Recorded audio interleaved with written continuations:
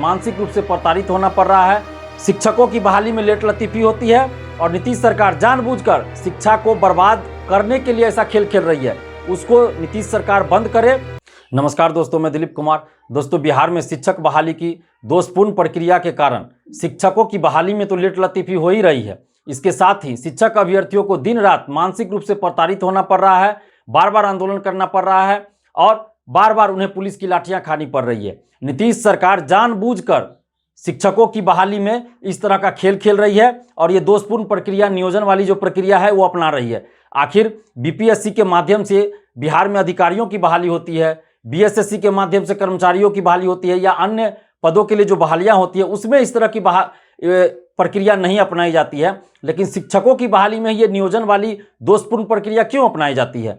चपरासी की भी बहाली इस तरह से नहीं होती है जैसे बिहार में इस तरह की प्रक्रिया शिक्षकों की नियुक्ति के लिए अपनाई जाती है। इस तरह की नियुक्ति वाली जो प्रक्रिया है, जो दोषपूर्ण है, उसको नीतीश सरकार बंद करे और शिक्षकों की बहाली बीपीएससी के माध्यम से प्रतियोगी परीक्षा के आधार पर सही तरीके से ले और ये जो नियोजन वाली प्रक्रिया है उसको बंद करे और ये जो खेल खेल रही है सरकार, उस खेल को बंद करे। और नीतीश सरकार जानबूझकर शिक्षा को बर्बाद करने के लिए ऐसा खेल खेल रही है। शिक्षा व्यवस्था पहले ही बर्बाद हो चुकी है, जो भी थोड़ी बहुत बची हुई है उसको भी नीतीश सरकार पूरी तरह से बर्बाद कर देना चाहती है। और यही वजह है कि इतनी घटिया प्रक्रिया जो चपरासी के बहाली के लिए भी नहीं अपनाई जा सकती है, वो शिक्षकों की बहाली के लिए अपनाई जाती है और जानबूझकर ऐसी प्रक्रिया अपनाई जाती है ताकि लेट लतीफी हो, परीक्षार्थी कोर्ट में चले जाए और बहाली में लेट लतीफी हो। आखिर आप सोचिए, जब शिक्षकों की बहाली की प्रक्रिया शुरू होती है तो बहाली की प्रक्रिया पूर्ण होते होते कितना साल लग जाता है।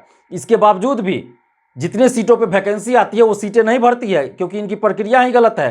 पहले ये प्राइमरी स्कूल की बहाली निकालते हैं, उसके बाद मिडिल स्कूल के शिक्षकों की, फिर हाई स्कूल के शिक्षकों की, फिर +2 स्कूलों के शिक्षकों की बहाली करते हैं, जबकि इनको पहले करना चाहिए +2 स्कूल के शिक्षकों की बहाली।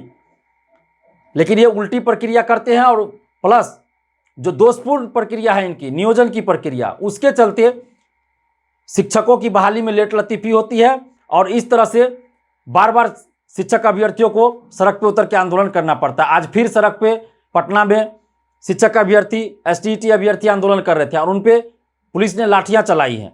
कई छात्र जो है घायल हुए हैं, चोटें आई हैं। तो इस तरह की हरकत नहीं होनी चाहिए थी, पुलिस के द्वारा लाठीचार्ज नहीं होना चाहिए था। नीतीश सरकार जानबूझकर अभ्यर्थियों पे लाठीचार्ज करवाती है। आखिर ये नौबत ही क्यों आती है कि परीक्षार्थी आंदोलन करने के लिए मजबूर हो जाते हैं? सरकार आखिर बहाली क्यों नहीं करती है समय पे? अगर सरकार समय पे बहाली कर दे तो ये अभ्यर्थियों को कोई ज़रूरत ही नहीं पड़ेगी कि वो आंदोलन करे। लेकिन जानबूझकर सरकार ऐसा खेल खेलती है कि अभ्यर्थियों को ही आपस में बांट दें और फूट डालो, राज करो, फूट डालो, धांधली करो की नीति पे नीतीश सरकार काम कर रही है। शिक्षक अभ्यर्थी जो है ये एसटीईटी अभ्यर्थी, एसटीईटी शिक्षक अभ्यर्थियों को 2 भागों में इन्होंने बांट दिया है, मेरिट और नॉट इन मेरिट का खेल खेलकर। तो ये सिर्फ और सिर्फ इसलिए किया गया ताकि शिक्षक अभ्यर्थी आपस में बंट जाए और शिक्षक अभ्यर्थी, एसटीईटी अभ्यर्थी कोर्ट चले जाए और बहाली रुक जाए, बहाली की प्रक्रिया रुक जाए और बहाली लेट लतीफी हो। तो ये सोची समझी साजिश है। इसलिए मैं आप सभी एसटीईटी अभ्यर्थियों से आग्रह करता हूं कि आप लोग मेरिट और नॉट इन मेरिट में जो बटे हुए हैं उसको भूलिए और सिर्फ एक ही चीज समझिए कि आप लोग एसटीईटी अभ्यर्थी हैं और मिलकर सभी लोग लड़िए। जब तक मिलकर नहीं लड़िएगा, सरकार इसी तरह आप लोगों के साथ अन्याय करती रहेगी। तो वक्त आ गया है कि आप लोग आपस में जो मतभेद है उसको भुला दीजिए और संपूर्ण एसटीईटी अभ्यर्थी आपस में मिलकर लड़िए।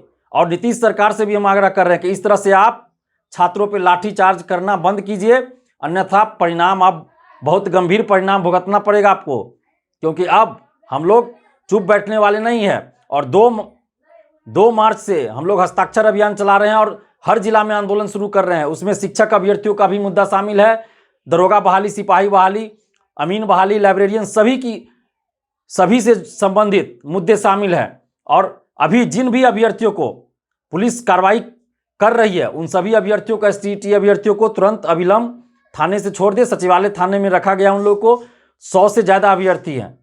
सभी अभ्यर्थियों को अविलंब थाना से छोड़ दें और एसटीईटी अभ्यर्थियों के मुद्दे पे संवेदनशीलता पूर्वक विचार करे सरकार और संवेदनहीनता को छोड़े, असंवेदनशील ना बने सरकार। और एसटीईटी अभ्यर्थियों की जो समस्या है, चाहे वो मेरिट और या नॉट इन मेरिट, दोनों की जो समस्या है उन सबों की समस्याओं को गंभीरतापूर्वक विचार करे और उनका समाधान करे, क्योंकि समाधान सरकार को ही करना पड़ेगा, क्योंकि ये खेल मेरिट और नॉट इन मेरिट का खेल सरकार ने ही खेला है।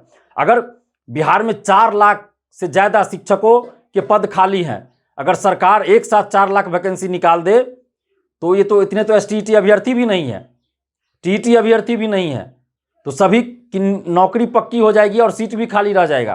तो सरकार ऐसा क्यों नहीं कर रही? सरकार जानबूझकर ये खेल खेल रही है कि सीटें खाली रहे और युवा बेरोजगार सड़क पे घूमे और लाठियां खाएं, आंदोलन करे। ये सरकार जानबूझकर ऐसा कर रही है। और आप तमाम शिक्षक अभ्यर्थियों से हम अपील कर रहे हैं कि आप लोग एकजुटता रखिए, एकजुट होइए और आपस में जो बटे हुए हैं उस मतभेद को भुलाइए और एकजुट होइए और एकजुट होकर लड़िए। चाहे वो मेरिट और नॉट मेरिट वाली बातों को आप लोग हटाइए और आपस में एकजुट होकर लड़िए, क्योंकि सरकार चाहती ही थी कि आप लोग आपस में बट जाए और वही हुआ। तो अभी भी वक्त है कि आप लोग एकजुट होइए और एकजुट होकर समस्या का समाधान, ऐसी कोई समस्या नहीं है जिसका समाधान नहीं हो सकता है। तो आप सभी एसटीईटी अभ्यर्थी एकजुट होइए और एकजुट होकर आवाज उठाइए। देखिए सरकार को झुकना पड़ेगा। धन्यवाद। जय हिंद।